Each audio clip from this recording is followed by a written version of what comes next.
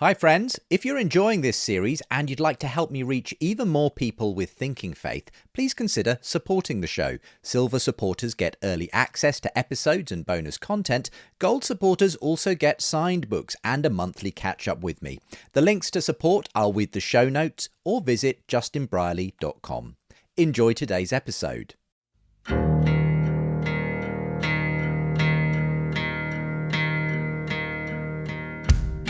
The problem for Christianity is that it's been too successful. Basically, everyone has accepted its essential principles. So what is there left for the churches to do? Suddenly, I think people are being forced to ask, well, why do I believe in this idea of freedom and human rights and equality and dignity and progress? What there is left for the churches to do is to talk about the stuff that no one else is talking, which is all the supernatural stuff. Can my secular humanist outlook actually sustain that? And that's why I think Tom's voice has been so significant in this conversation, because he's basically just reminded people, well, no, it can't. I had a bowel cancer diagnosis right in the midst of the Omicron spike. But I went to this place where the Virgin had appeared and I gave a heartfelt prayer, come on, please.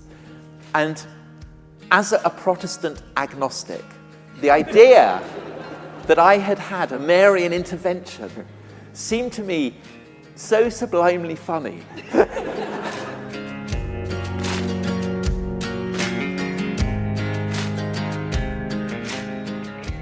Hello there, I'm Justin Brierley. Welcome to episode 17, a special edition of the surprising rebirth of belief in God. I know a lot of people have been waiting very patiently for this one, my public conversation with historian Tom Holland, which took place earlier in March.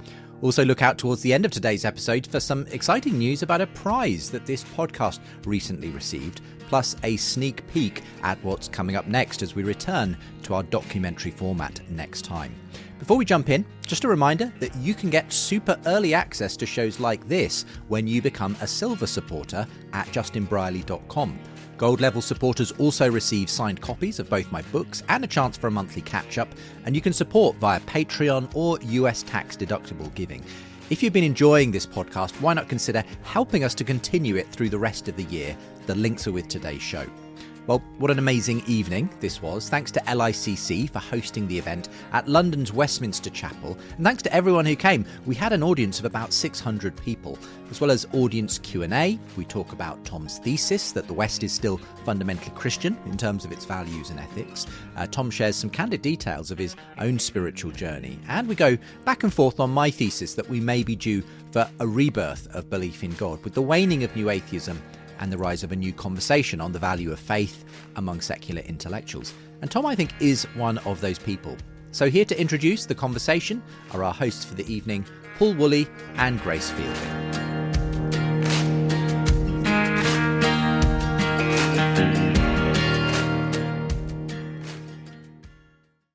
Well, just before we get into the rest of today's show, someone we've heard from quite a bit on the podcast is author and speaker Glenn Scrivener. Hello, Glenn. Hey, Justin. Always great to be here. Well, for a while now, you've been happily pointing people to your online course 321. Where did that come from?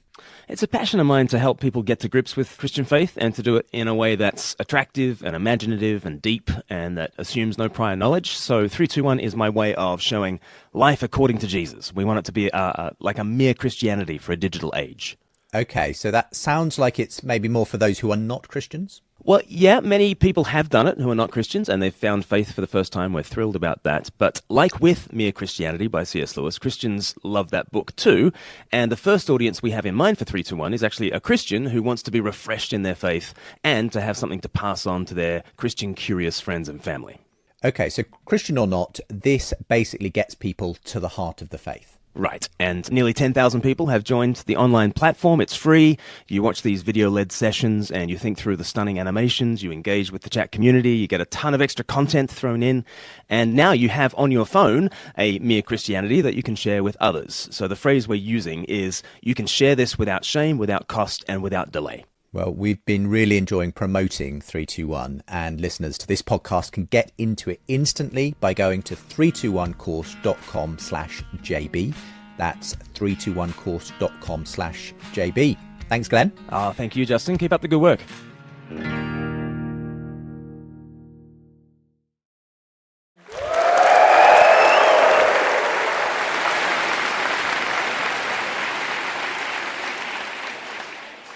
could we be witnessing a return of belief in our generation? It's often argued that the Christian story that shaped the West has been replaced by sweeping secularism. But is that the end of the story? What is the state of play in regard to religious belief in the West today? And what are the implications for our everyday lives? To consider these questions, we are joined by Justin Brierley and Tom Holland. Justin is a writer, a broadcaster, and author of The Surprising Rebirth of Belief in God, published just last year. He is convinced that we are witnessing a growing wave of faith. Tom is an historian, author, and presenter, along with Dominic Sambrook of the brilliant The Rest is History podcast. His book, Dominion, argues that the emergence of Christianity is the single most transformative development in Western history. Furthermore, Christianity's enduring impact on the West can be seen in the emergence of much that has traditionally been seen as opposed to Christianity, specifically in science, in secularism, and even in atheism. So Justin and Tom, thank you so much for joining us. It's really brilliant to have you here this evening. So let's get right into it. And perhaps I can start with you, Justin, before we turn to you, Tom, and then get a bit of a conversation going. Firstly, Justin, congratulations on your book. It's informative, inspiring, challenging, surprising all at once. And I think the commendations are a real testament to that. I think we can probably all guess, but without reading out your book, what's your thesis? And maybe you could start with Matthew Arnold, The Sea of Faith, and a bit about the rise of new atheism. Well, in a way, I tried to summarize the thesis of the book in its subtitle, which is Why New Atheism Grew Old and Secular Thinkers Are Considering Christianity Again. But yes, in the introduction, I reference a well-worn line from the Victorian poet Matthew Arnold, from his poem Dover Beach, where he talks about, in his age, the melancholy, long withdrawing roar of the Sea of Faith, which stood for the way in which secularism, science arguably, was sort of taking the place of religious belief in his generation. And 150 years on, you could say that's only accelerated in the West. But I suppose the catalyst for me writing about a rebirth of belief in God actually began sort of with a conversation I was hosting when I was hosting The Unbelievable Show with Douglas Murray, who's a sort of quite a well-known thinker, opposite New Testament historian Tom Wright. And it was actually Douglas Murray who said, referencing this line from Matthew Arnold, well, the thing about the Sea of Faith is that it could come back in again. That's the point of tides. And that struck me afresh at that point, because this was in the context of Murray talking about the idea that actually he was seeing, interestingly, just a few of his secular peers starting to take Christianity seriously, and some of them converting even. And I'd been noticing a similar trend. I had been hosting these conversations between Christians and atheists for, over 15 years at this point. And I had noticed a kind of change in the atmosphere and the way the conversations were happening, from the very boisterous, dogmatic voices of the new atheists, so Richard Dawkins, Sam Harris, Christopher Hitchens, and so on, which was really when the show began, in that sort of heightened atmosphere of skepticism and sort of dismissal, really, of religion. And hosted a lot of conversations between those sorts of folk and Christian thinkers. But then, in more recent years, I'd noticed a change, more and more of the atheists coming on the show saying, well, I'm not a Richard Dawkins kind of atheist, and sort of distancing themselves from this new atheist movement. And indeed, often some of the guests who were not Christians, but were very sympathetic to the value of Christianity and having very different kinds of conversations because of it. And I just started to wonder, with, again, some of these surprising stories of conversion, the fact that the conversations were changing, there seemed to be a change in the atmosphere, and particularly noticing that the new atheist sort of movement had sort of, yes, risen very fast, but also quite dramatically collapsed in various ways. I just wondered if something was going on that needed spelling out a bit. And so that's really where the book came from and sort of what I've tried to make the case for. Justin, do you think you're being surprisingly optimistic? I am thinking of that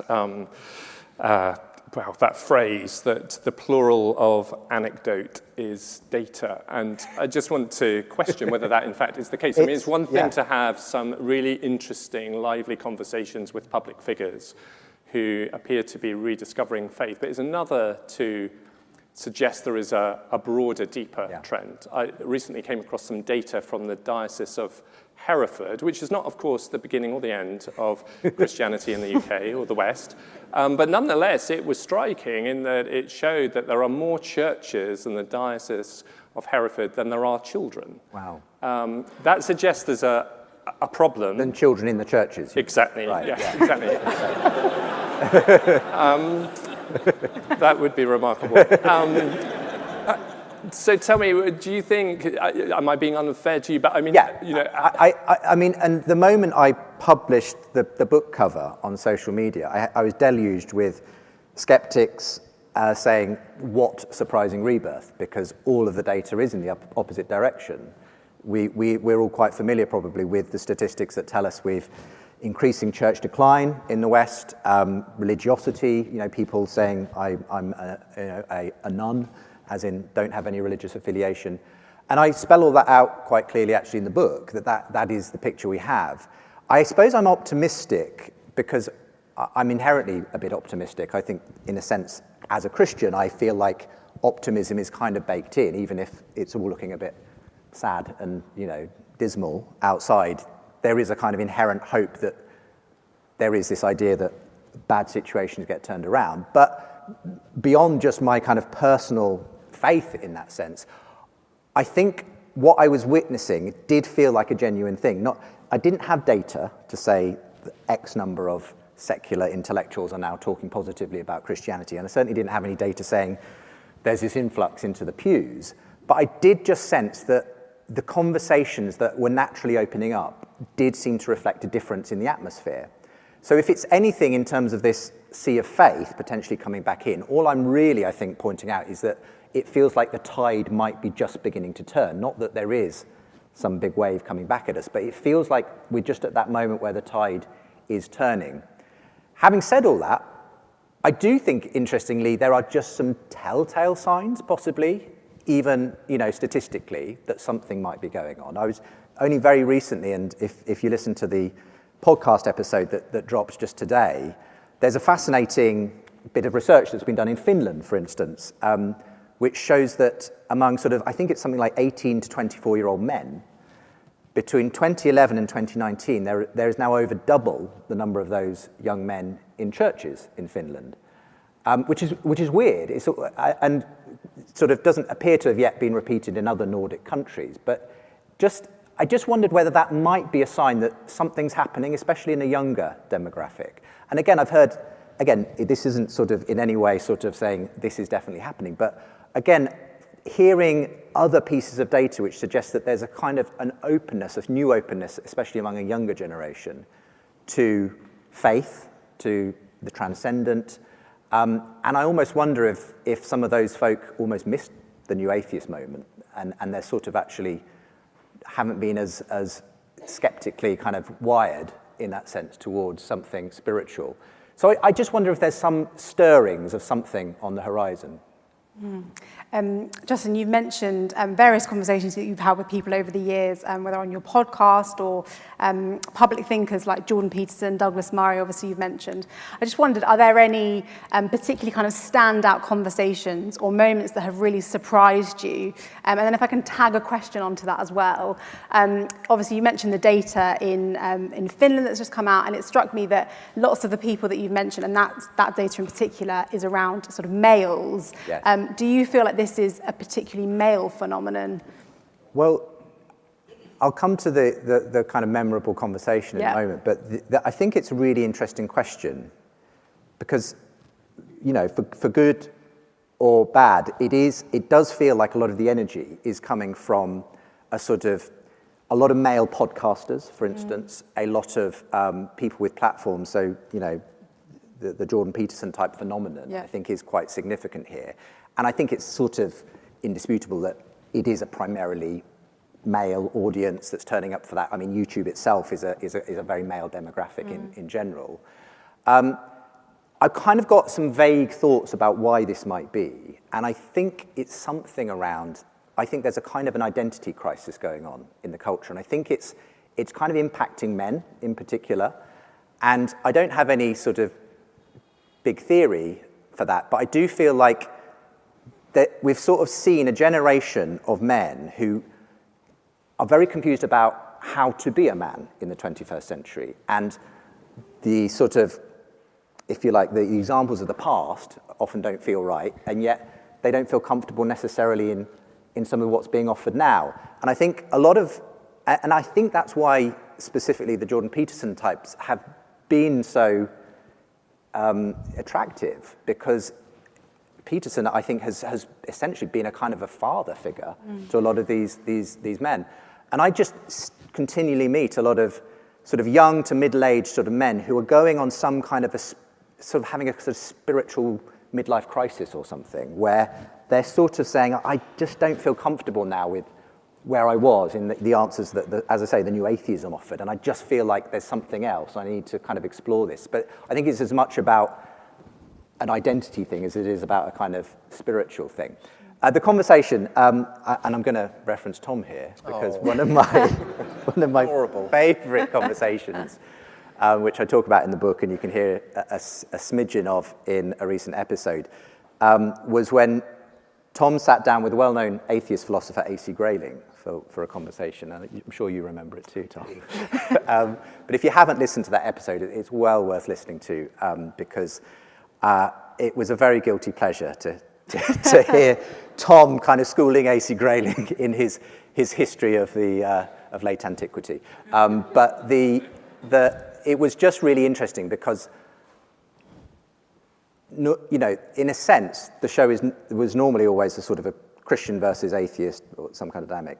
And Tom wasn't particularly coming in to be the quote-unquote Christian guest, but he was defending essentially this idea that Christianity has essentially given us our moral instincts. Yeah. And opposite a very skeptical A.C. Grayling. And it was just the most invigorating, exhilarating conversation that I've ever been in the middle of. So it was just hugely fun. Sounds well worth a listen. Yeah. That's so interesting. I remember that. And I also remember back in 2005, I was setting up a think tank called Theos. And I was reading a lot of the new atheists. And most of the people that I was reading were men. And I wondered whether there's an interesting correlation there, in that the people I was reading were people like Sam Harris, Dan Dennett, Richard Dawkins, Christopher Hitchens. It's interesting that some of the people that you're referencing in this book are also men. Yeah. So that's interesting. Tom, we need to come to you. What do you make of Justin's thesis? I mean, do you think he is being ridiculously optimistic? What's your take on that? Well, I think on the global scale, Christianity is clearly still spreading, I mean, like Pentecostal wildfire. It is, I mean, Pentecostalism, for instance, is spreading in Catholic South America. Christianity wholesale is having this incredible spread in Africa. And I think it's the most dramatic expansion of Christian belief since the early Middle Ages in Europe, and it's happening in Asia as well. It's happened in Korea, it's happening in China, though to what extent it's difficult to get a handle on. So I think on the global scale, Christianity is doing fine. It's in the West, of course, that it seems to be in precipitous decline, and I mean. Justin's book is about the rebirth of belief in God. I think there is a slight degree of optimism in thinking that there is a revival in that.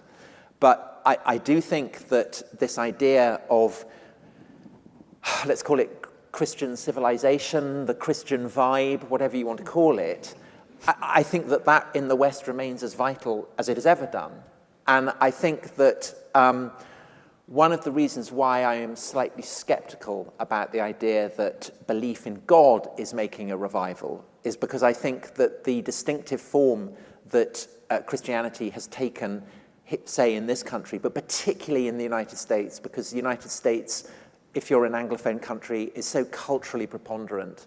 I think the course that mainstream culture is taking in the United States is obviously massively, massively influenced by a distinctive road that Protestantism in particular is taking. And you said that the blurb for Dominion, I say that atheism is a logical endpoint. I think that the instinct to topple superstition and banish it and get rid of anything that, the sola scriptura argument of Luther and the early reformers, this idea that you should get rid of anything that you can't get from the Bible. Essentially, Protestantism has reached a point, for the majority, where Scripture itself has been got rid of. Everything has been got rid of. But that instinct, that belief that you can know the truth in the depth of your soul, that remains. And it is going off in all kinds of mad directions at the moment. I think that the 60s will be seen in the long kind of view of history as being as influential on the history of the West as the 1520s were. And that just as the 1520s did, it's breeding all kinds of factions, all kinds of squabbling sectarian debates that nevertheless are swept up on a great kind of ideological wave of excitement. And what this process will be called, I don't know. I mean, it took Protestants a long time to work out that they'd been living through something called the Reformation, for instance, and it took Catholics even longer to accept that it should be called the Reformation. So who knows what, but I think we are living through something weird like that, and I think that it is palpably driven by Christian impulses, but I don't think that it anymore requires a belief in God. So that would be my take. Do you think in the future we might look back and say, oh, the kindling was there, that rekindled the Christian faith? It was going on, we didn't necessarily see it. Well, so I think that the new atheists are palpably an endpoint in a Christian tradition. Richard Dawkins he is spreading good news. He is an evangelist. And his good news is that if you get rid of superstition, then you will be a happier and better person. You will be able to hear your conscience in a clear way that you wouldn't have been able to with the kind of the static that religion had provided. And that basically is the Reformation argument. I mean, that is Luther saying, get rid of all this nonsense and you will be able to hear the voice of the Spirit in your heart. So Richard Dawkins seems to me a logical endpoint for that. I think that I completely agree with Justin that kind of confident evangelical atheism has crumbled and collapsed. I think it has so many kind of contradictions within it that it hasn't really been able to put down firm roots. But I think that what certainly in Britain, I mean maybe less so in the United States, but certainly in Britain, what we have now is a situation where most people simply do not know enough about Christianity or the Bible even to be against it. Richard Dawkins and new atheists are always dropping verses from the Bible to prove that God is, a genocidal tyrant or whatever, or that it's all nonsense, or it doesn't accord with evolution, or whatever you want to do. But people now, by and large, generations growing up, I think the mass of them they don't know the Bible at all. They never read it. They have no familiarity, even with the most basic stories, the Good Samaritan or the Passion or Exodus or any of these things, David and Goliath, stuff that has been part of the mental furniture of people in this country, certainly for 1,000 years and more. And that is a massive, massive change. Now, for Christians, I guess, that's depressing to think that something that has been part of the common currency of people in this country is fading. But I guess if you wanted to be optimistic, from Justin's point of view, looking for signs that the belief in God might come back, maybe this is what it needs. I mean, maybe you need to spring clean before you can kind of, redecorate your room. So the fact that maybe you need a kind of, a clear palette. Maybe all the kind of the institutional, cultural Christianity is getting in the way of seeing the radicalism and the revolutionary quality of Christianity. I don't know, but maybe that's possible.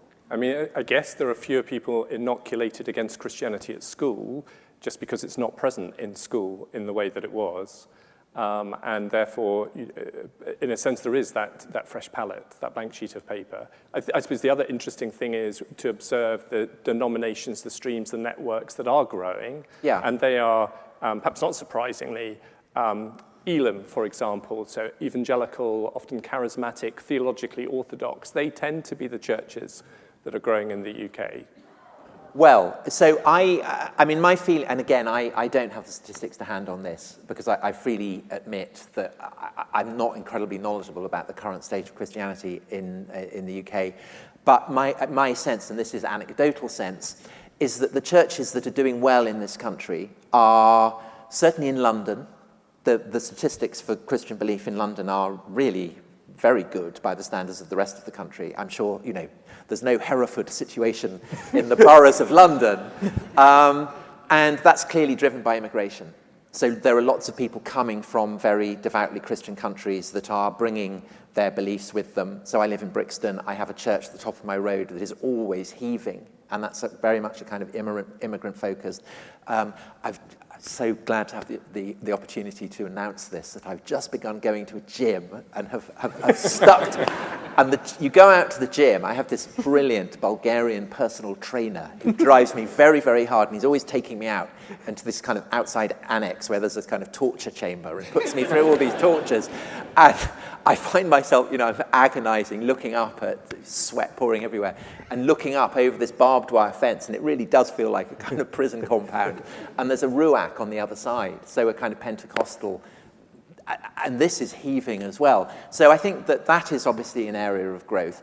But I think that across the country as a whole, the area of growth seems to be churches that take the supernatural seriously. So it could be evangelical ones, but it could also be kind of Anglo-Catholic ones. It's churches that take all the stuff about angels and signs from God and miracles and everything seriously, because I don't understand why anyone would be interested in a Christianity that isn't taking this stuff seriously. And I think the huge problem that a lot of institutional Christianity has in this country, whether it's Church of England, Catholic Church, whatever, is that there is a desire, whether conscious or not, on the part of many of the people responsible for it, to accommodate themselves to what they feel is the ideological mainstream. And again, this is exactly what happened in the 16th century with the Reformation, that as the Reformation started putting down its roots, whether in London or Oxford and Cambridge, or the centres of ideological power, so people who had been raised Catholic began accommodating themselves to this new Protestant dispensation. And I think that this is what's happening now with the mainstream churches, is that they are accommodating themselves to where the excitement is, which is a kind of Americanized progressivism. And you just have to hear anyone pretty much on Thought for the Day to realize that this is where the action is. And again, to go back to Luther, and I keep mentioning Luther because I've been researching and recording a series for The Rest is History, which you very kindly mentioned, the podcast I do. Luther staged a famous debate with Johann Eck shortly after he had done his 95 Theses and before he gets the papal bull threatening him with excommunication. And in this debate, it is generally accepted that Luther has the worst of it. That Eck, who is speaking up for Catholic orthodoxy, has won. But in the long run, it doesn't matter. And the reason for that is that what Luther is saying is so exciting. And the weight of social media opinion behind him is so great that Eck just ends up being completely flattened by it. And nobody remembers him or cares about him. Everyone remembers Luther. And I think that for the mainstream churches in this country, they are in the situation of Eck at the moment. It doesn't matter what they say, really. They are simply unfashionable, and what they're saying is not exciting. And I think that there is also a sense that they don't 100% have the courage of their convictions. Whereas it's the people who are saying, the Spirit speaks to me, I talk in tongues, alleluia, healings, whatever. That's unusual, that's unexpected. People might sit up and say, well, that really is unexpected. Or churches where you have a palpable sense of the sublime visions of the Virgin, all that kind of stuff. Again, that's weird and odd and unexpected, and not the kind of thing that you would get on Radio 4. So I think that churches have to major on what they have to offer that everyone else doesn't. I think the problem for Christianity is that it's been too successful. Basically, everyone has accepted its essential principles. You know, you get them all. Everyone should be, kind to the poor and all this kind of thing. Everyone buys into that. The things that the church traditionally did, education, hospital, poor relief, this has all been nationalised. So what is there left for the churches to do? What there is left for the churches to do is to talk about the stuff that no one else is talking, which is all the supernatural stuff.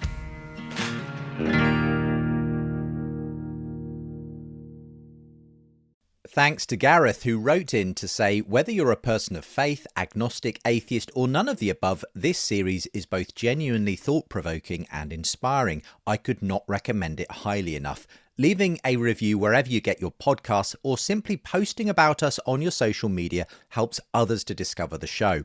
If you want to follow more of my work, why not get my fortnightly newsletter? I'll even send you the first chapter of The Surprising Rebirth of Belief in God book for free when you subscribe. And if you'd like to support the show, you can get early access episodes and bonus content. Gold supporters will receive signed copies of both my books. For the newsletter and to support, visit justinbrierley.com or the links with today's show. Tom, that's so interesting. And you've talked there about the influence that Christianity has had on our culture, on Western culture. You talk about the way humanism is entirely based as a construct on the Christian tradition in the West. I want to ask you a personal question, and you, of course, are at total liberty to just sidestep it if you want. But the question that I have is, to what extent are you an observer or participant in all of this? So you appear in Justin's book. Yeah. We've heard about the episode that you were on with AC Grayling. But to what extent are you part of the phenomenon that Justin describes, or are you also observing what is going on? Well, I mean, I've talked about this quite a lot. So for people who've heard me talk about it before, I apologise, but I can only answer the question I'm being asked. So I was raised Christian. I never had a kind of moment where I thought, oh, Christianity's terrible, I hate you, God, damn you, Father, all that kind of thing. I was fine. I just didn't believe it. It just kind of faded. And I found the pagan gods more exciting and interesting. You know, Aphrodite or Dionysus just seemed more interesting and kind of charismatic than the Christian god. But my opinion on this started changing as I began to appreciate how deeply culturally Christian I was, and how the things that I believe in my gut are not just givens, and that it's not human nature to believe the kind of stuff that I believe because I am a product of a Christian world. And so that's how I came to write Dominion, where I was essentially stress testing this idea that all the things that I, as a secular, liberal, agnostic, believed were essentially a gift from Christianity. And I say gift, but I mean for bad as well as good. So that was why I ended up writing Dominion and becoming completely fascinated by the cultural and historical influence that Christianity had had. Over the course of researching Dominion, I started going back to various churches because I wanted to experience, as close as I could, something of the vividness of what I was writing about. Because I think one of the problems with writing history is that it is, by and large, a materialist discipline. There is no place for it for manifestations of the supernatural. But I think that that's a real problem if you're writing about people for whom the supernatural is a fundamental part of their worldview, because you can't really kind of get in their shoes and feel and understand what they feel and understand. And so I was trying to make this kind of leap of understanding, to try and see the world through the eyes of believing Christians, whether they were medieval or 16th century or whatever. And I found that very moving, because I found that I wanted the excitement, really, that a belief in the supernatural would give.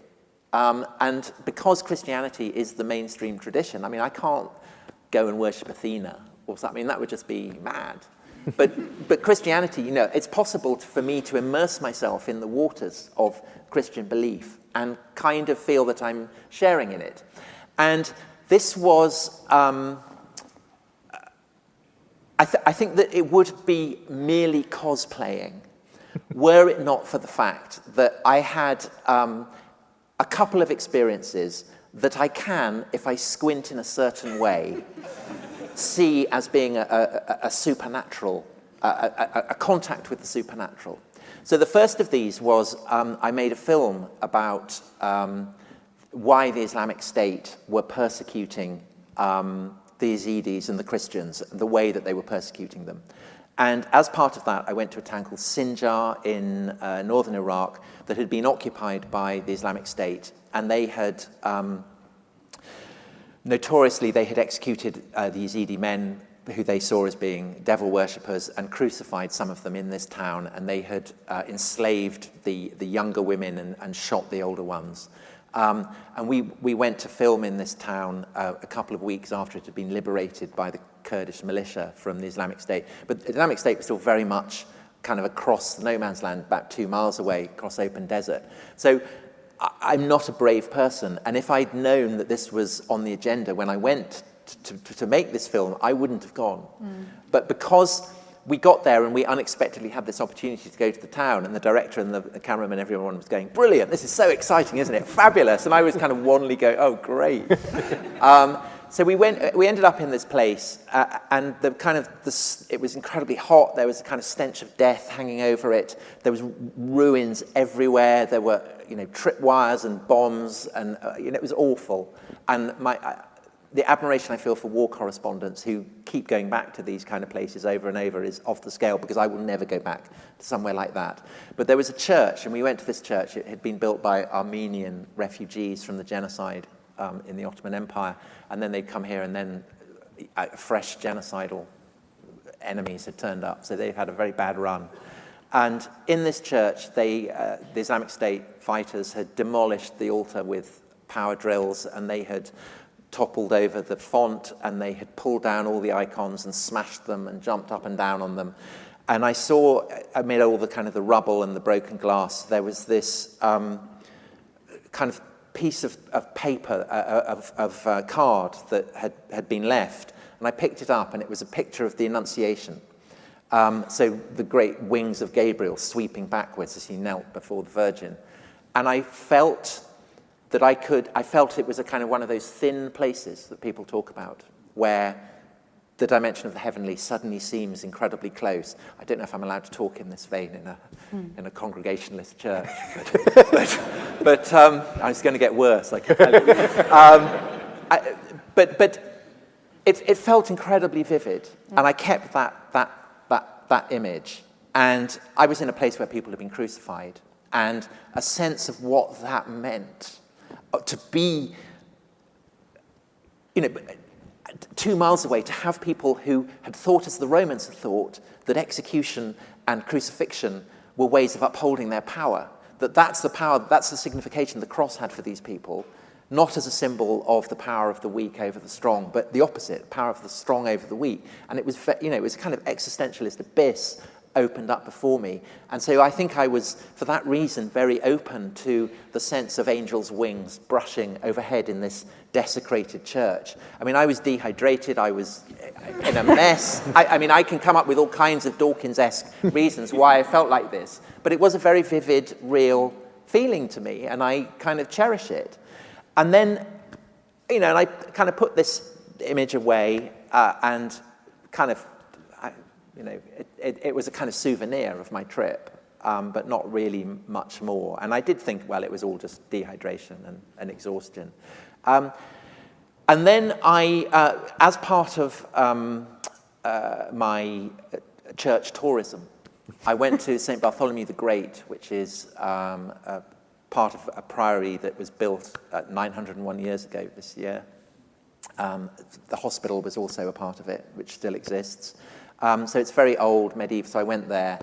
And this is supposedly the only place that the Virgin appeared in London, recorded appearance of the Virgin.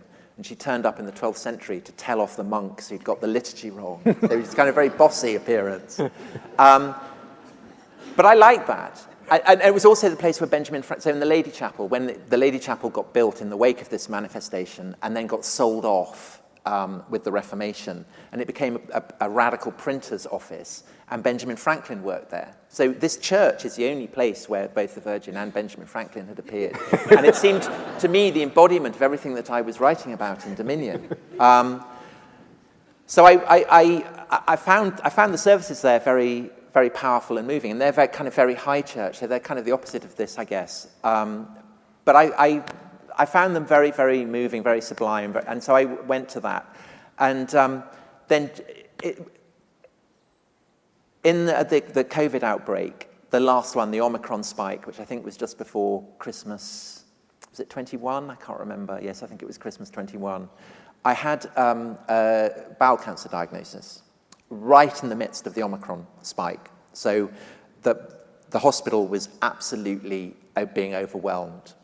And I went in and I had the endoscopy, and the surgeon said, well, it doesn't look good. I mean, it might have spread. It might have gone into your lymph nodes. So we're going to send you off for scans. But I think basically, looking at it, I think that we're going to have to cut out a huge chunk of your bowel, give you a colostomy bag, and then stitch it back together again in 6 weeks. And that should get rid of the cancer, unless it's spread to the lymph nodes. But we'll find out about that. We'll let you know before Christmas Eve. And Christmas Eve came, and there was no, they didn't tell me. And I in no way blame them, because I knew that they were overwhelmed. I mean, it was the worst kind of time to be having this kind of treatment. And so, but I felt kind of, oh, Lordy. So I went to midnight mass at Bart's that Christmas Eve. And at the end of the service, I looked over to where the Virgin had appeared. And I thought, well, might as well give it a go. There's no atheist in a foxhole. What have I got to lose?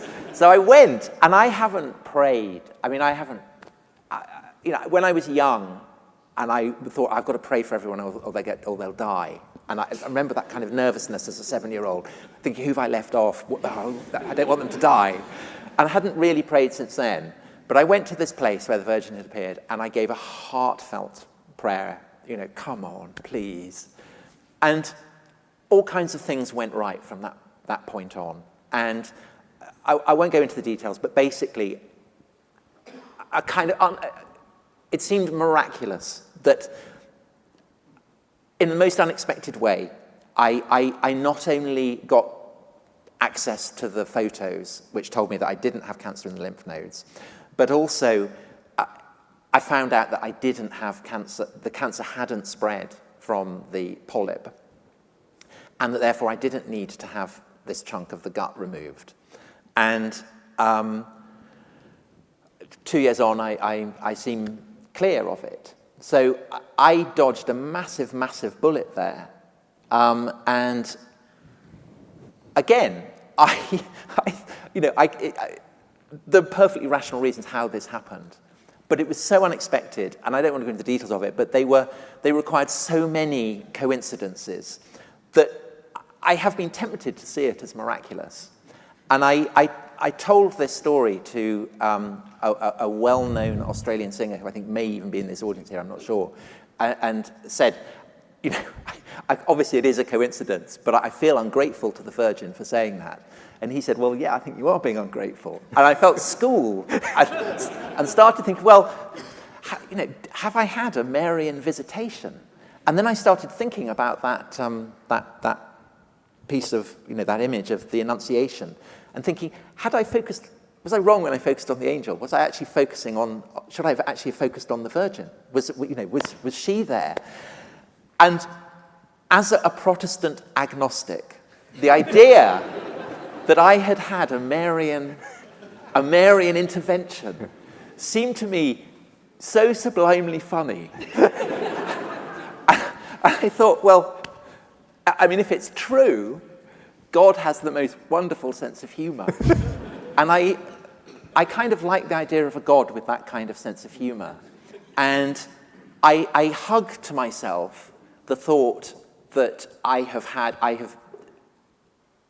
been touched by something that utterly transcends every prejudice that I would have against the possibility of it happening. Not just that it is supernatural, but that it is, I mean, essentially kind of medieval, Catholic, I mean, everything that I would view myself as not being. And God, so funny. I mean, what a trick to pull. And so I'm in a kind of liminal space where there are times where I think, amazing. I look at this image and think, wow. And then there are other times where I just think, wow, it's all just coincidence and madness, and I think about deep space and dinosaurs, and it all goes. But it's kind of those kind of visual things where it's what is it? It's either a rabbit or a duck, depending on, and it's impossible for it to be both at the same time. And I kind of feel like that sometimes it looks like a duck and sometimes it looks like a hare, and I'm kind of midway. So interesting. I have two reflections, or one reflection and one question. The reflection is, if Martin Lloyd-Jones, who I'm sure he would. was preacher here for 30 years, is listening into this conversation, I think he will be raising an eyebrow or two. Well, do you know, but this is what is so interesting, is that I have told this to a number of people, of let's call them professional Christians. and I can't say that any of them have really shown any conviction that it's possible. I mean, they almost all, I think they've all kind of responded with a really kind of polite skepticism, which kind of makes it all the more exciting. Well, that's that I believe something that even Christians don't believe in. That's interesting, because my second question, or the question was, what's it going to take? As you were speaking then, Tom, I was thinking of C.S. Lewis, who described himself as being the most dejected and reluctant convert in all of England. And I just wondered whether that is actually a description of you. That what does it take? I'm not dejected. What does it take? I'm not dejected. I mean, part of me worries that it's a kind of, that I'm being conceited. That it's a kind of arrogance to think that I would have been given this weird experience. I mean, it's a form of arrogance to think that, I think. I think it's much more modest to assume that it's just a conjunction of circumstances and all kinds of things like that. I mean, to imagine that the Mother of God has intervened is, I mean, it's very arrogant. And you mentioned C.S. Lewis, and actually, again, I'm being unbelievably conceited here. It's actually Tolkien that I think of. And I think of Frodo and Sam going into Mordor and being absolutely kind of in the Valley of the Shadow of Death. And they have this vision of Galadriel speaking to them. And Galadriel in that moment is clearly inspired by Tolkien's profound Catholicism and clearly has shades of the Virgin. And the idea that that history might be vivid with the potential of the supernatural, as it was for someone like Tolkien, I mean, it's very exciting to me, very exciting.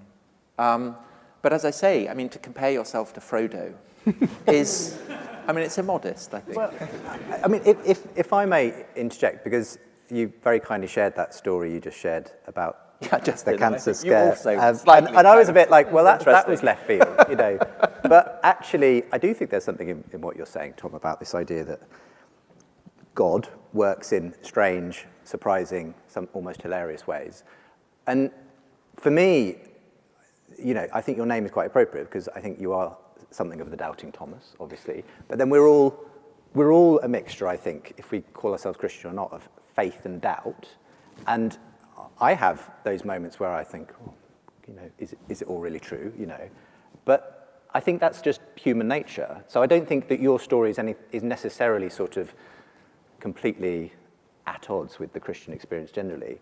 But the other thing I think about, what I love about you, Thomas, is as a Thomas who went to India, purportedly, to evangelize. And I just feel like, in a strange way, you, as someone who is very honest about your doubt, as well as your moments of possible inspiration, you've actually reaching an audience that the average Christian would actually find it really difficult to, because I think people feel like you're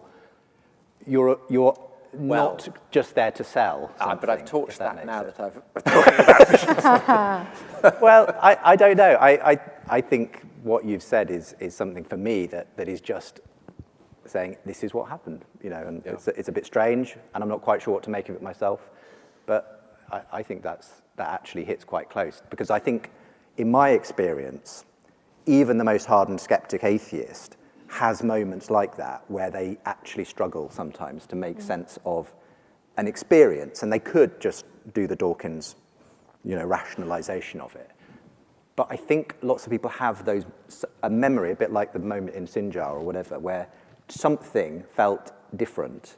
And I just wonder whether there's more of an openness at this point to saying, well, maybe I can lean in the direction that something really strange happened, rather than it was just the cheese I had last night or the dehydration.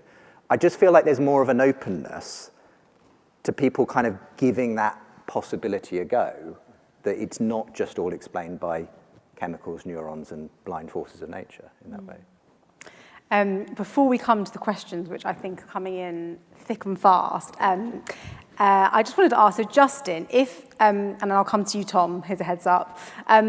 Justin, if you are right then about this resurgence of belief in God, what does this mean in terms of what are the implications then for us in our everyday lives or in our work, for example? I think there's probably two different audiences that I'd want to sort of pitch this out. I think probably most of the people present here probably perhaps think of themselves as Christian, though not necessarily.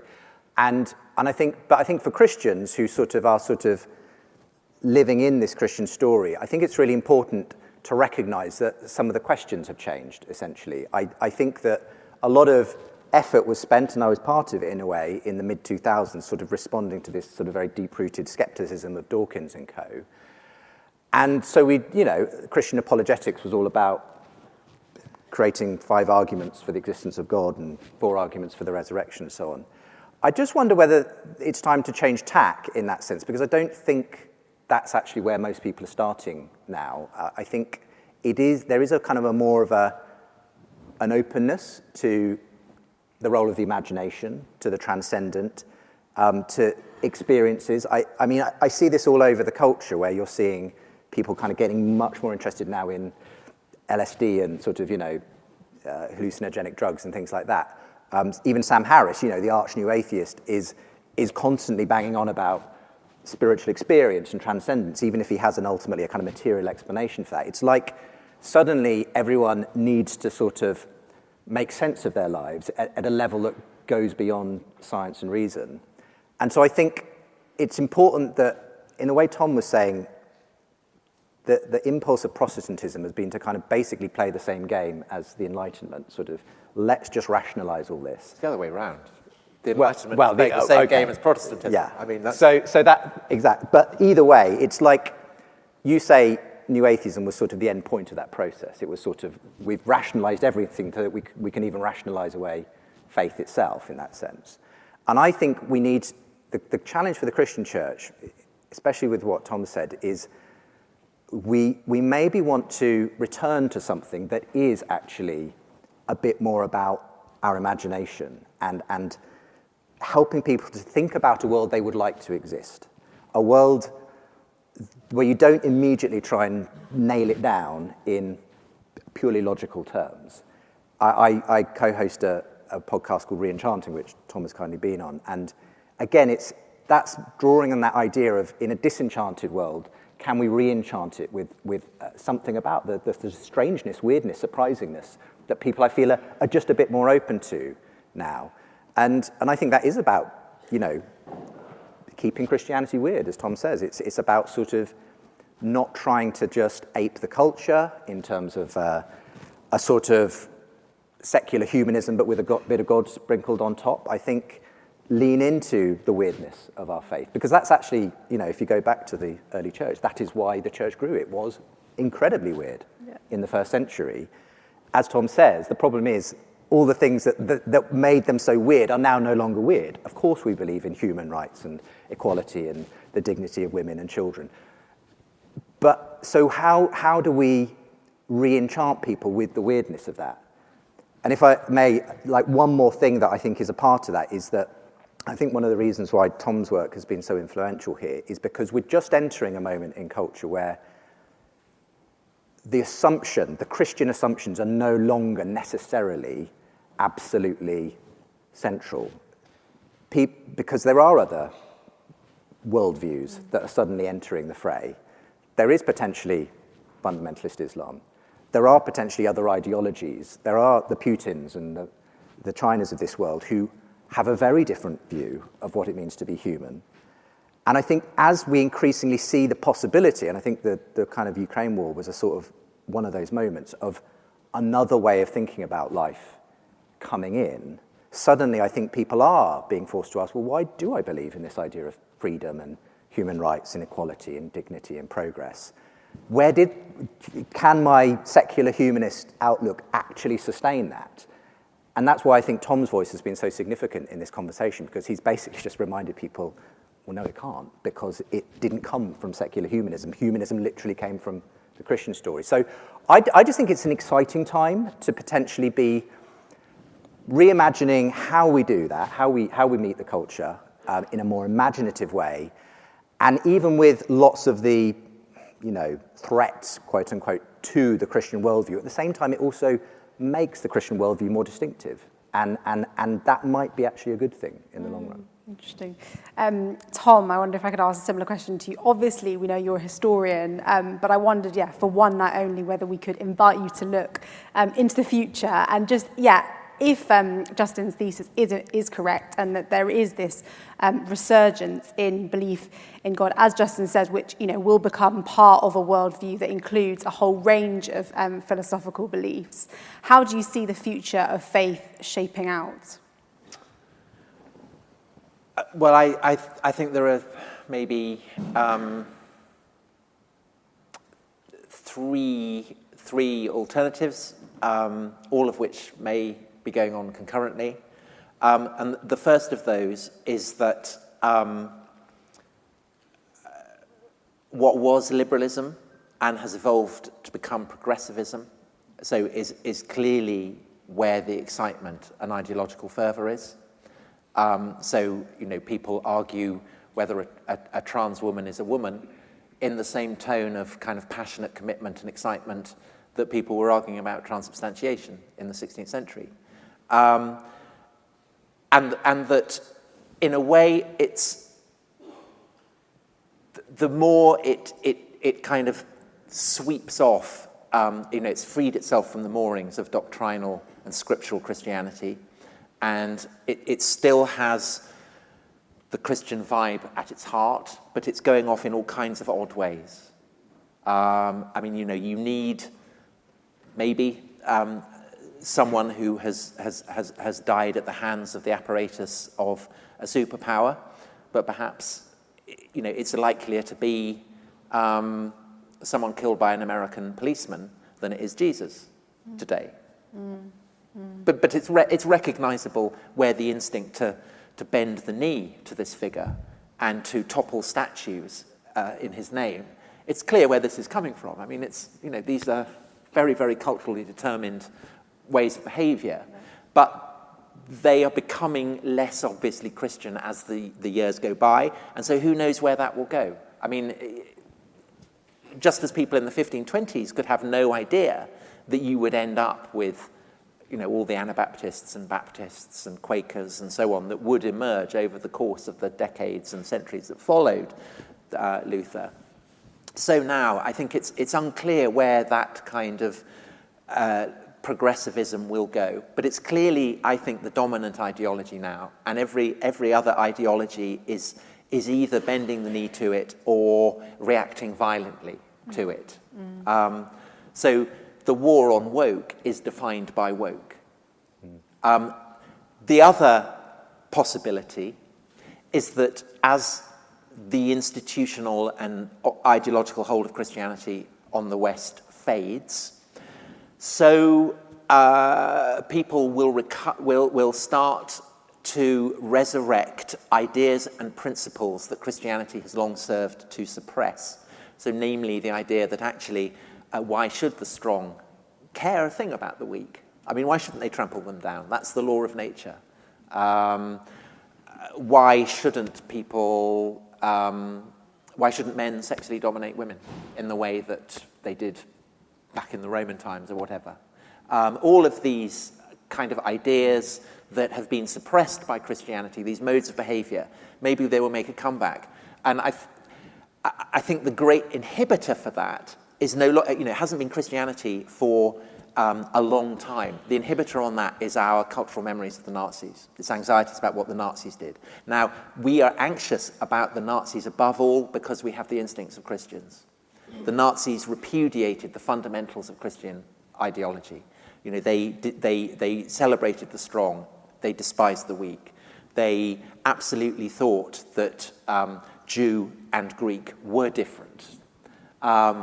They celebrated the strength of the powerful, and they celebrated racism, and so they serve as the kind of the negative image. They, I think, have replaced the Christian mythology for people. But it's possible, even as the memory of Nazism, the impact of Nazism fades, that people will start going back to these kind of primal instincts.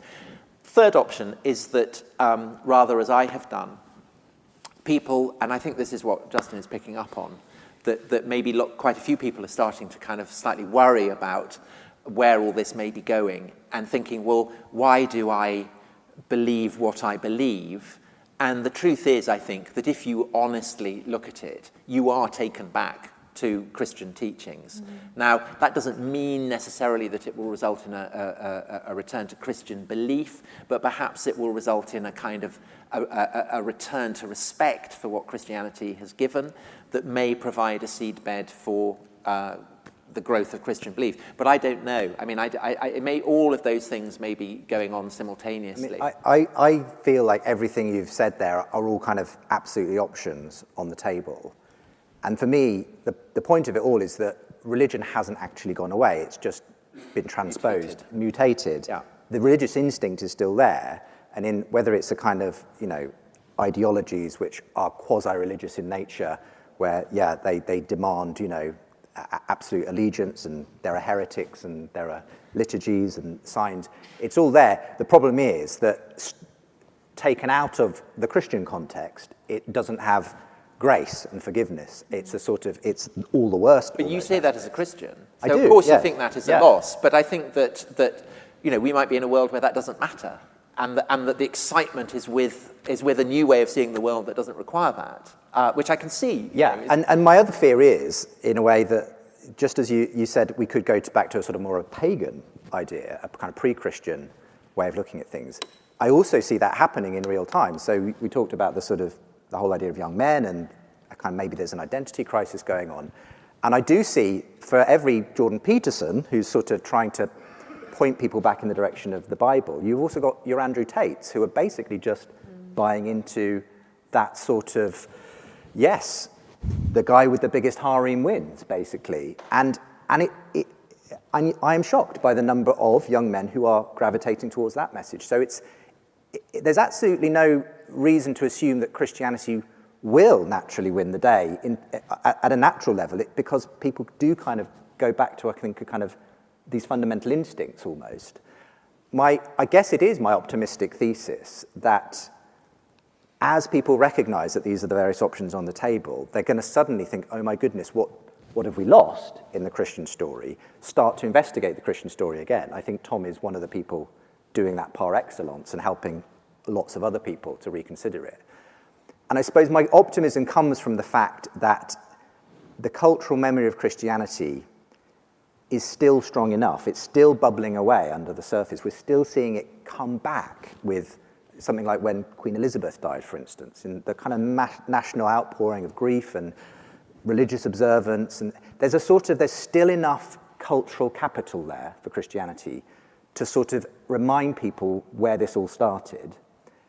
And it might be that actually there's enough there for people to start to investigate it. Again, as I say, my examples are anecdotal by nature, but I do feel like something has changed. And people who have, I've been talking in some recent episodes about people who maybe feel a bit like Tom, who have kind of become disillusioned with the secular humanist explanation of life, and have started to realize that actually a lot of what their deepest longings and desires essentially go back to the Christian story, but they don't know what to do next because they don't live in a world anymore where that religious language is just part and parcel of life, and they've perhaps only ever set foot in church at Christmas and the odd wedding or funeral. And so it's a bit of a mystery. And I think the real challenge for the church today is to say, how can we help you to rediscover this story and make it yours again? Because I do believe at a fundamental level that all of these other stories, all of these other options on the table are just kind of dim echoes of a much bigger story that people actually are wanting to step into if you could show them it was the story that made sense of their lives. So that's, I guess, where my optimism comes from. It's that all of these different things are just sort of the perversions and idols of what is actually the good, beautiful and true story, and that story will ultimately prevail. I guess, again, that's the faith in me speaking, but it is, I just feel strongly that wherever we go, even if things get much worse in Western culture, I feel like that story will somehow reassert itself again in that way.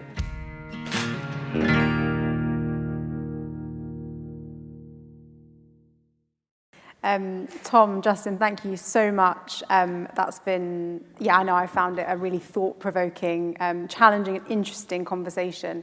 And we want to leave lots of time for questions. So Paul, Let's do that. We've had 118 questions submitted. Wow. And it would take quite a while, even a minute, each question. But if I encourage you to be as brief as possible, that would be, we'll get through as many as possible. So question for you, Justin, first of all, which public figure has moved the needle for the surprising rebirth the most, would you say? Yeah, I think I talk about a lot of different public figures, some of them quite secular intellectuals who are still pointing people towards the Christian story. He's already been mentioned, but Jordan Peterson, I think, has had quite an interesting effect.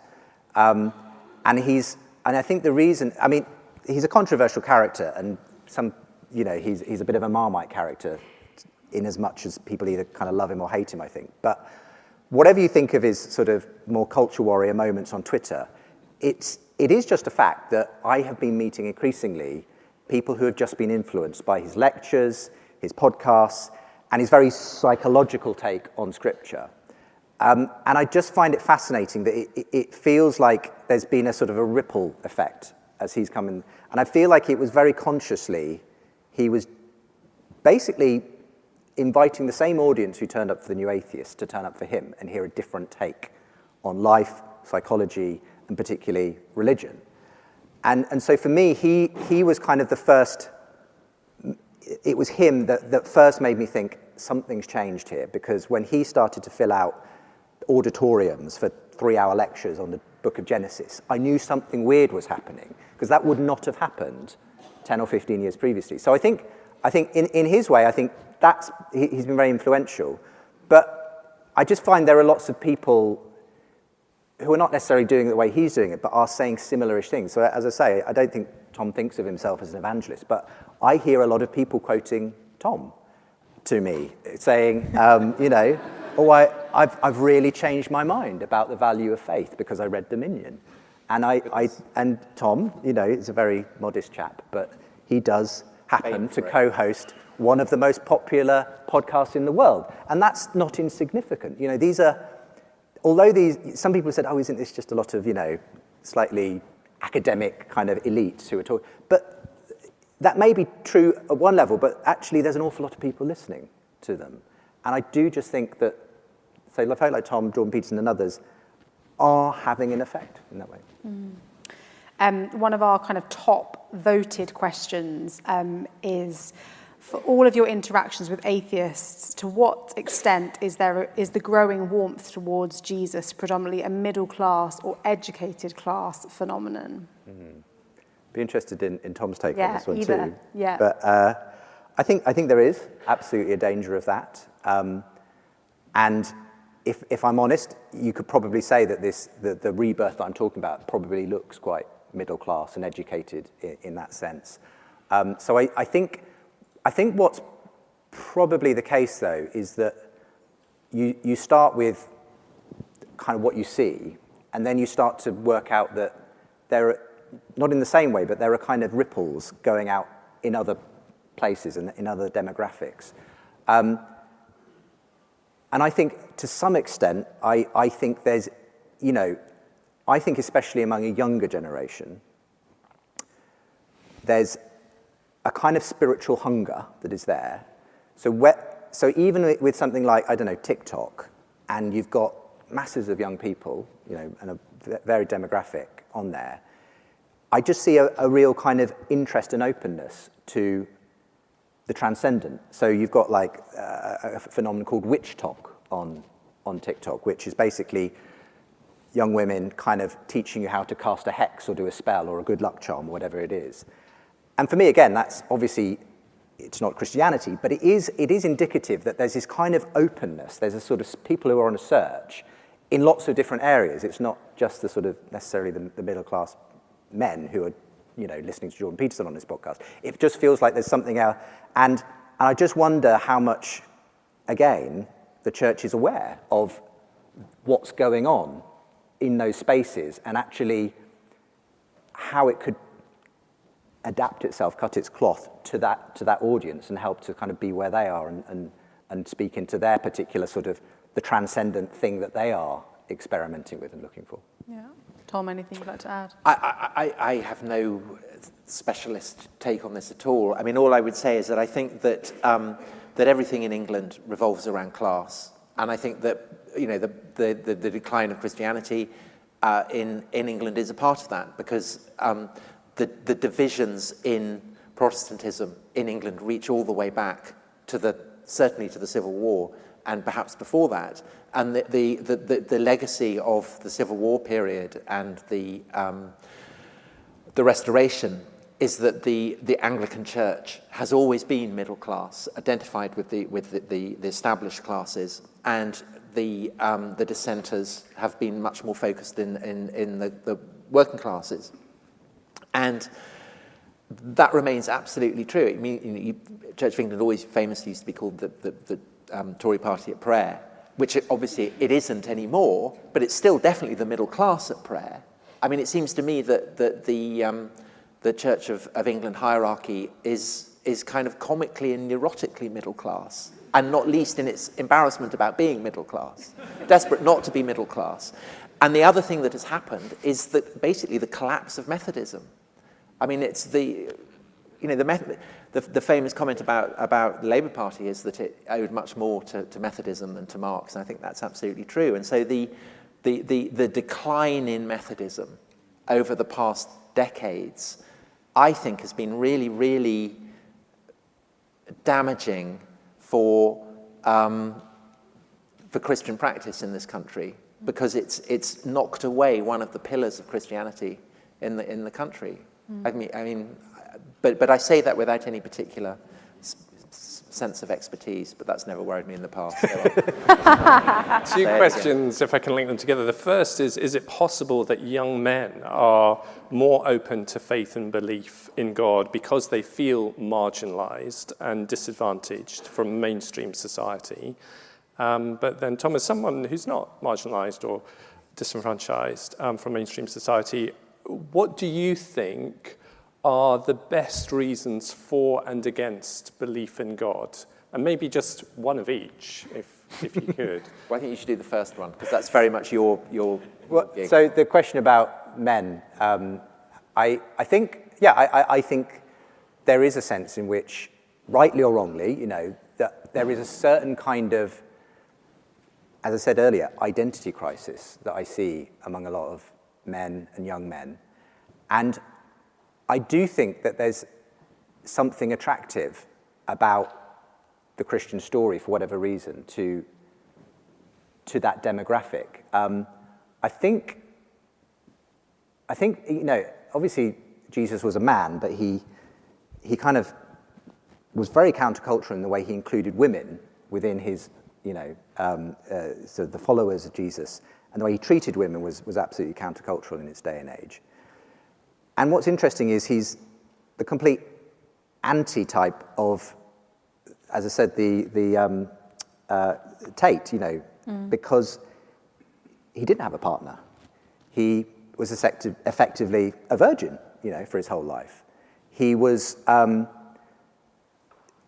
did not seek glory and success, and ultimately got beaten up and crucified. So it's kind of like, and yet, in that, I think you find, if you're looking for a masculine identity, I would want to point people to that beyond anything that Peterson or Tate or anyone else says. I think that I just think there's a recognition that there's something very significant about Jesus. And to that extent, I think that if there is an answer to sort of the male identity crisis in our culture, it's going to look something like returning to the person of Jesus. I mean, interestingly, how that plays out in terms of women is an interesting one, because I think that there's a sense in which I've been in the world of apologetics for a long time, and it's a very male-dominated world. And for some reason, that particular way of engaging just seems to appeal to the male brain on average. Obviously, there's lots of exceptions to that. But I just feel like there's something about the church has not, for some reason, in the way it's presented itself or something, has not for some reason appealed to the male psyche for some time. It feels like that something happened along the way in the 20th century where there was a kind of disconnect. And I just wonder whether we're starting to see the church sort of realize, actually, we need to take seriously the kind of complementarity in that sense of the sexes, and that we need to speak to both, just in the way that Jesus did. And that it might be almost like something of a pendulum swinging back in some way. So that's my vague thoughts on it. As I say, I don't consider myself an expert either in this, but that's where I would pitch and it. Tom? So why would I personally not believe in God? No, what do you think the best reason for believing, God, and then the best reason for not believing? Well, again, to quote Luther, who's very much on my mind at the moment, reason is a whore, he said. And he... Talk us through that. Well, what he meant was, he said, a Christian should not be a philosopher, a Christian should be a fool. That you don't justify belief in God through reason. You feel it. It's an experience. It's like a love affair, or it's like a glimpse of something precious and inexplicable. And I think that that's true. I don't think that, I think all this kind of 5 proofs of the existence of God, I don't think it, ultimately, I think it's wasted effort. I think the best reason for believing in God is because you have an experience of transcendence that opens your eyes to the possibility of it. Against that, there is reason, which says that this is a chemical reaction, that everything is material, that the human brain is programmed to believe in the supernatural.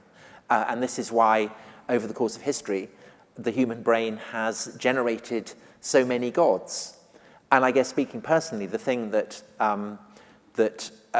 plunges me back into unbelief is thinking how culturally contingent Christianity is. That it is just one among many, many explanations of the supernatural and why human beings are on the face of the earth that human culture has generated. And why am I drawn to Christianity. Why did I feel moved going to the church in Sinjar and not, say, to the Shiite mosque or to the Yazidi temple, which were equally trashed? And the answer to that is that I've been raised in a Christian tradition.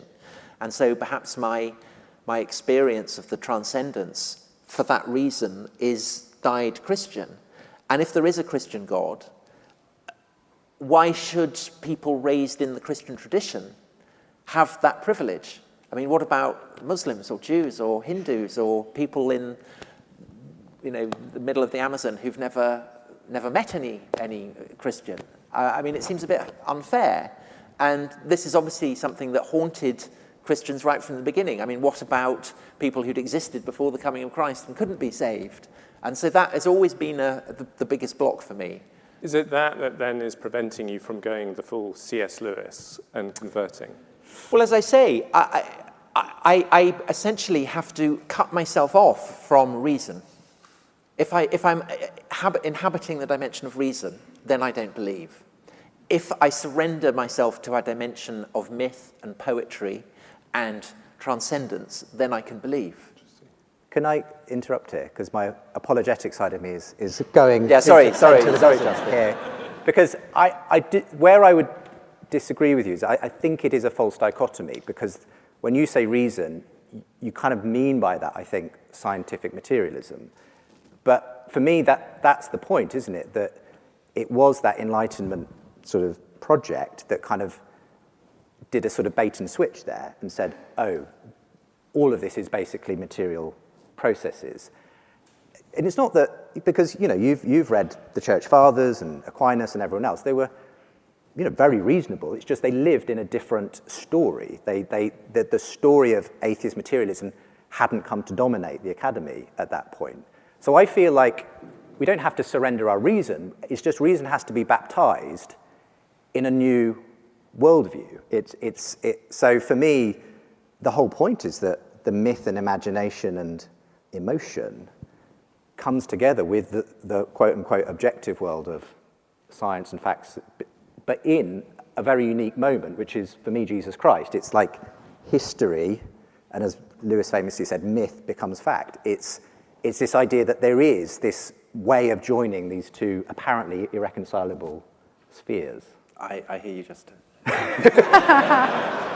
Just do what Tolkien did. That's all it takes. I just think that he saw that. He lived in that ancient world. Yeah. He was a perfectly reasonable person. He lived in the 20th century as well. But it's vaguely. Up to a point. Can I jump in with another question? This person is part of a leadership team of a church. And Justin, I think this question is probably for you. What do you think I can be doing with my congregation in response to your findings, by which I think they're referring to your book and your thesis? I think there's a few things. I think, as I said earlier, I think the imagination is really important. It's important to engage that. And my fear is that if we try to too much present Christianity as just a very sort of follow this formula and sign on the dotted line at the bottom, that might work for some people, but for a lot of people, you've got to start somewhere else than at that sort of head place. And for me, it is about connecting with people's heartfelt kind of desires and longings and emotions. And I think, a brilliant example of this was C.S. Lewis, because he was very good at doing the rational apologetics. He did that with, Mere Christianity and The Problem of Pain. But what we all really remember C.S. Lewis for is the Narnia stories and the way in which they created a world that people wanted to exist, where, who hasn't knocked on the back of a wardrobe just to check if there is a land of talking beasts and this wonderful wise but not tame lion who rules it and banishes winter and, good overcomes evil. And the point that Lewis made, even in the books, was, well, what if that world really does exist? And there, Lucy, you'll know him by a different name. So I think it's about returning to that imaginative core of Christianity, not sort of just not letting the atheist basically set the terms of the conversation. Basically, we've got to play by the rules of if I can't touch, smell, and feel it, it doesn't actually exist. No, let's say, how about we just change the story? because I don't think when you actually pick it apart, their version of reality, that story, actually makes sense. I think it's actually got all kinds of problems and holes. And so for me, it's about just let the church be the church and do what it's always done, which is tell people a beautiful story, and then, where necessary, use the tools of reason and whatever to kind of show them that the world they would like to believe really is true. So I'm not against arguments for God or reasons to believe in the resurrection. It's just, I think if you put them front and center, then you're missing a trick. You've got to start with the heart and go from there. Justin, what do you think the impact of social media and technology has had on this discussion and the rebirthing of belief in God? And then what's the best reason that you could give for being a Christian? I'd love to hear Tom's thoughts on the social media thing as well, but I think it's, like anything, it's had both positive and negative effects. So in a way, the new atheism itself was very much birthed because of the coming of age of the internet and lots of people being able to find each other. And like, as they say, you know, a falsehood is halfway around the world before the truth gets its boots on. And I think that's the internet. It's kind of a breeding ground for all kinds of half-baked facts and theories. And unfortunately, there's a lot of misinformation and lots of movements that develop, including, you know, things like we're about to do a podcast of the surprising rebirth on the Jesus mythicist movement, you know, which has never been taken seriously in any academic circles, but suddenly you'd be forgiven if you just typed that into the internet for thinking it was a genuine kind of scholarly concern. So there's all of that kind of downside that it's kind of made it much easier in a sense to sort of just blindly be a skeptic and that kind of thing. But on the flip side, I think the democratization of social media and the fact that you've now got all kinds of voices that once there were sort of certain traditional media gatekeepers for, so the people like the Petersons, and the fact that you can suddenly have a best-selling podcast like The Rest is History, and you can have all these things that just didn't exist before the advent of social media, means that there's also far more opportunity for people to kind of go down a YouTube algorithmic rabbit hole, and they might end up with something really bad, but they might also end up with something actually quite interesting and different and that they hadn't been exposed to before. So that it's a very mixed bag, basically. I think the real challenge for the church, with sort of my Christian hat on, is to transcend basically the way that social media has created a kind of tribalistic culture war scenario in so many ways.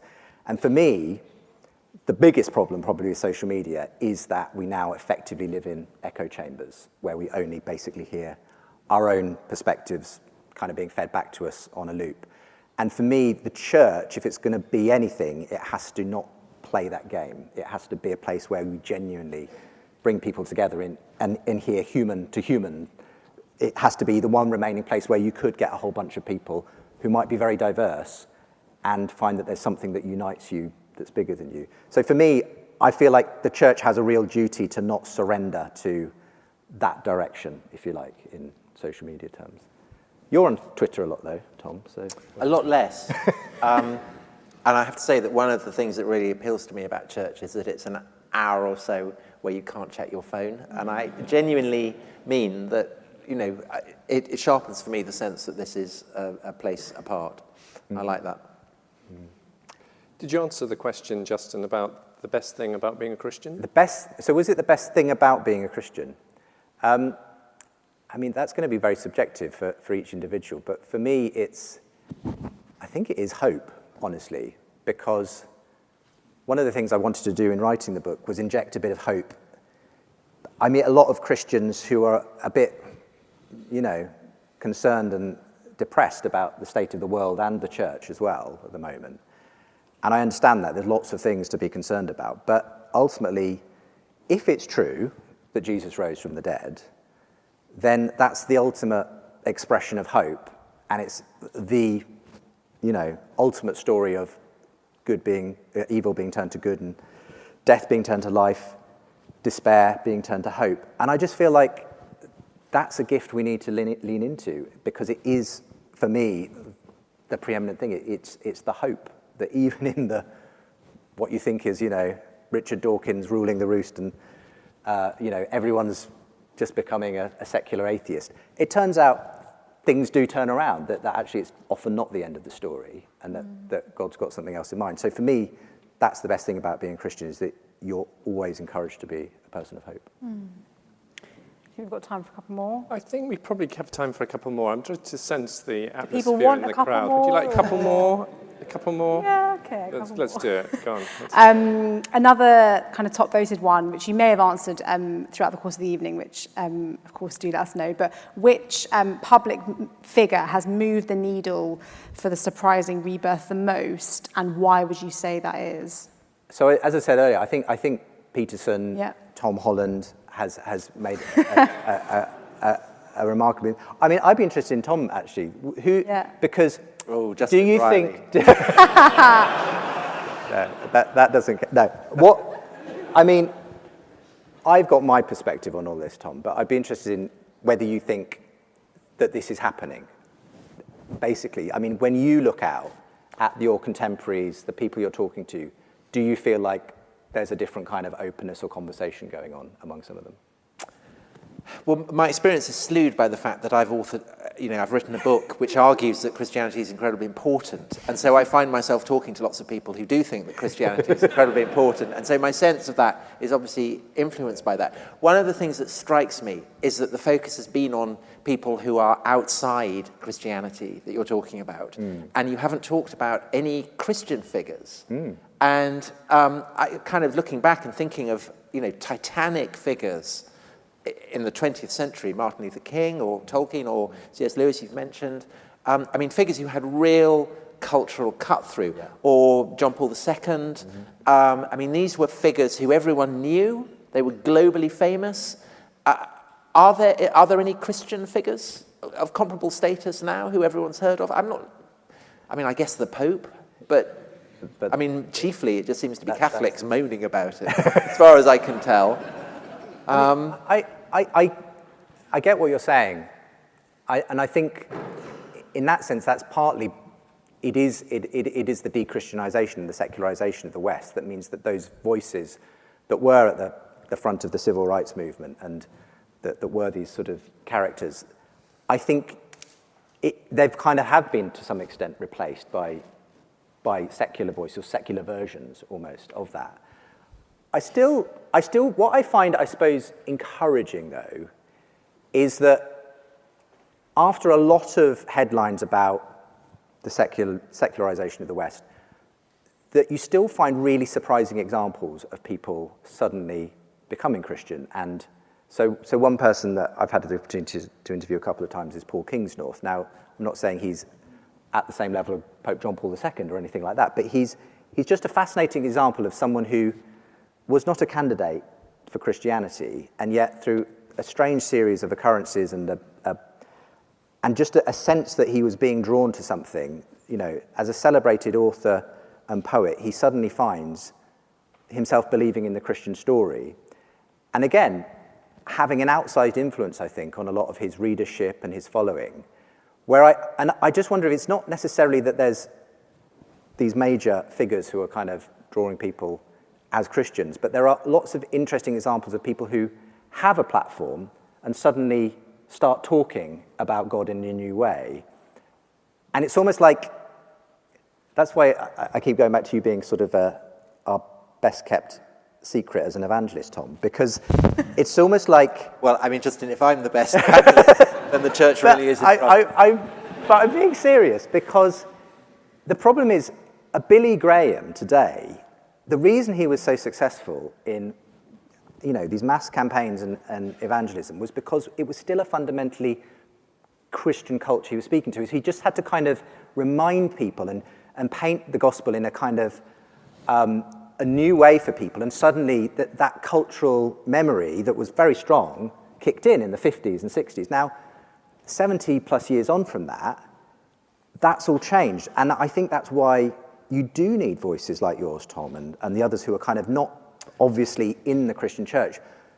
That's the voices that people listen to, because they feel like they're not just being sold a package, because you're saying something from outside the church. I mean, just to be a real downer, I think of Martin Luther King, who certainly in the English-speaking world, I think is by far the most influential Christian figure of the past, century. And the civil rights movement was a deeply Christian movement. It was suffused with the language of the Bible, whether it was, Jesus as an extremist for love, or the language of Exodus moving from slavery into the promised land. It absolutely suffused it. And the power of that is still absolutely manifest, particularly in America for obvious reasons. But it's ceased to be Christian. And it's often quite opposed to Christianity. Christianity in certainly the kind of the progressive movements in the United States, whether it's gay rights or trans rights or feminism or whatever, or even civil rights still, they are often framing Christianity as the enemy. It's kind of, red-faced evangelicals kind of jabbing their fingers and saying that, God hates fags and all that kind of thing. And I still think that it's an intra-Christian civil war, but one side, I think, has forgotten that it's Christian. And that does seem to me a diminishment of the scope for Christianity to enthuse people. Because I can't think of anyone who is using biblical language in the public sphere in the way that Martin Luther King did. Maybe the last person really to do that was Angela Merkel, when she let in all the refugees, clearly inspired by the story of the Good Samaritan. But it's really telling that she didn't go public with that. She didn't feel she could say that, whereas I think, maybe 3 or 4 generations before she would have done. I just to add a comment to that, I do think you're right. What you've got today is a lot of people still essentially swimming in Christian waters, but who've essentially forgotten that was the impetus for their social justice movement. I just wonder, though, whether it will get to a point where a kind of a fatigue sets in, because I don't think you can sustain that in a purely secular sort of framework. And I think the reason why Martin Luther King was so successful is because ultimately it was rooted in a Christian ethic, in a hope that goes beyond just, a Marxist, sort of version of Christianity or whatever it is. And I just feel like we're reaching a point in our culture where I think people will burn out. There'll be a burnout in terms of trying to save ourselves through. This is going very left field. I'm aware that we're overrunning and people probably won't want to branch off on this. But another thing that just strikes me is that the story of Exodus was so important to Martin Luther King. I think Exodus is possibly been the most transformative narrative ever told. It's had a huge influence, not just on Christians, whether it's the Pilgrim Fathers or whatever, but on the emergence of Islam. Islam is unthinkable without Exodus. Obviously, it's the foundational story for Jews as well. But I think in the Christian church at the moment, I sense a nervousness specifically about the Old Testament. And, particularly in the context of what's happening in Gaza at the moment, there's a kind of nervousness about promised lands and people from exile coming and claiming it and all this. And I think that is another part of what is making people nervous about certainly the Bible and the Old Testament. And you can sense it, I think, in Christians. On which note, before on that bombshell, before fatigue sets in here at Westminster Chapel, one of the interesting things is that we talked about these figures, and I suppose what's so fascinating is they often emerged out of crisis, whether it's political, economic, social, cultural crisis. And I guess there's a question that hangs in the air for us tonight as to whether we're in a moment of crisis and whether out of that figures will rise that speak into it. I guess the challenge also is the extent to which, or the question is the extent to which this remains a discussion and something that is reserved for the sort of the middle classes, even the intelligentsia. How does this work out for the person in Doncaster, the average person in Wigan? One final thought on that before we close, Justin. I think that obviously the Christian story, if it's true, is for everyone. And while this may be a particularly interesting manifestation, that's where we're talking about sort of some of these interesting secular intellectuals and so on, who I think are moving the needle. I think it will ultimately be something that is felt in its own way in all different spheres. So for me, if there is a rebirth of belief in God, it's certainly not just for the middle classes. It's going to be something that works its way out. I'm not a good prophet. I don't know what that will be.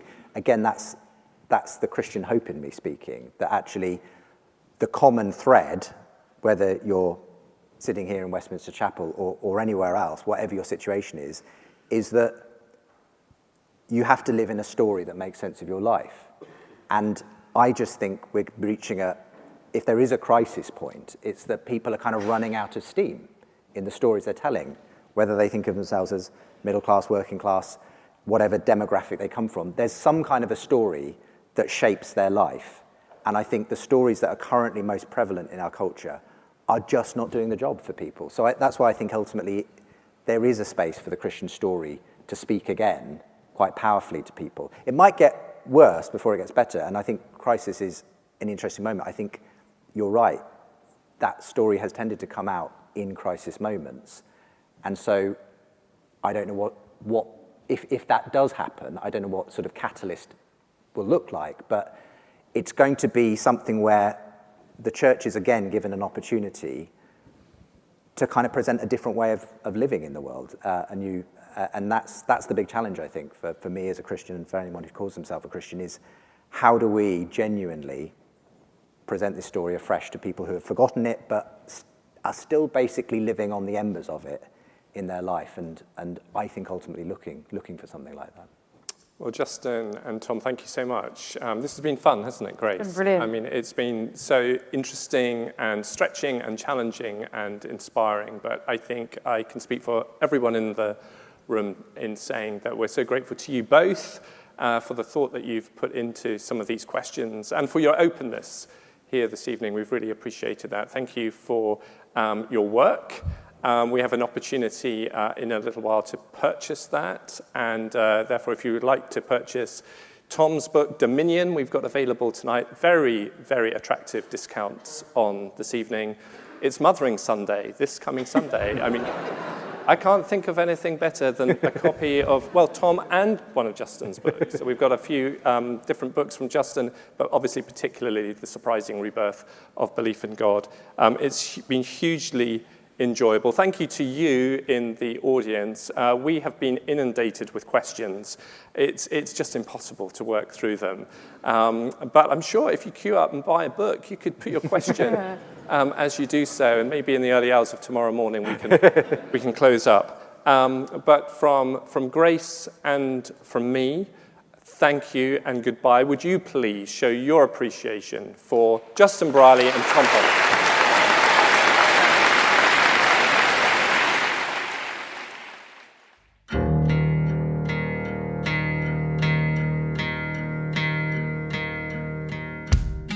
Thank you for listening to today's special edition of The Surprising Rebirth of Belief in God.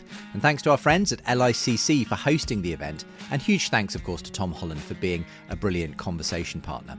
Feel free to look me up on social media and share what you think of today's show. And do share this episode on your own timeline if you want other people to discover the show. Rating and reviewing the podcast also helps other people to find it. And just to remind you, the book Tom and I were discussing is The Surprising Rebirth of Belief in God. You can read the first chapter for free when you join my newsletter at justinbrierley.com, where you can also order the book or get a signed copy. I'm really glad to announce as well that this podcast was recently among the recipients of the Zenger Prize, awarded to 10 journalists each year for, I quote, street-level, biblically objective, skillful journalistic storytelling. The specific episode nominated was episode 10, History Maker, Why Tom Holland Changed His Mind About Jesus. The judges said they awarded the prize for rugged reporting about atheists and atheists become Christians that shows how hearts and minds are restless until they find their rest in God, and for offering listeners complex theological truths in understandable ways. Well, thank you so much to the Zenger Prize. I was really thrilled to hear that we'd won this prize for a competition which, in all honesty, I hadn't even heard of or had entered. But that's how the Zenger Prize do it. And special mention as well to our producer extraordinaire, Isaac Simmons, for whom this prize is also shared. So great to have that encouragement only a few months into this new podcast. What I also find incredibly encouraging is when people get on board to support the show financially. It makes such a difference to us being able to produce quality content that reaches the culture. Supporting also gets you early access to new episodes of the podcast and bonus content. Gold supporters also get those signed copies of my book and the chance for a monthly catch-up too. So if you'd like to get on board and support, the links are with today's show. Coming up next time, we begin a new act of our series. You know, is there any kind of evidence in the universe that could make... I mean, if the stars lined up to spell, Peter, please believe in me, it's about time. I put it down to madness. Sounds like, Peter, that there's no evidence that will persuade you away from atheism. Well, to be honest, I think that's probably the case. We'll be exploring the surprising rebirth of an alternative story about science. But you don't need to wait. As I said, you can get access to our next episode right now when you become a silver or gold supporter. Today's show was a production of Think Faith in partnership with Genexus and with support from the Jerusalem Trust.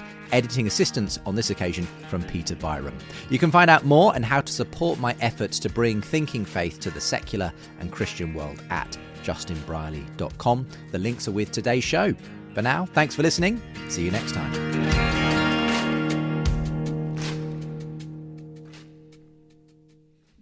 Thanks for listening today, and to Ellis, who left this review saying, one of the best podcasts I've ever listened to. Historical, insightful, reasoned, and full of heart. So necessary in a culture that has forgotten why it is like it is. Just bought the book too. If you can leave a review, it helps others to discover the show. And if you want to buy the book, like Ellis did, you can get a signed copy from my website. As it happens, gold supporters of this show get signed editions of both my books anyway, plus lots of bonus content and early access. And of course, your support makes a huge difference to me being able to produce this podcast. So for the book or to support, visit justinbrierley.com or follow the links with the show notes.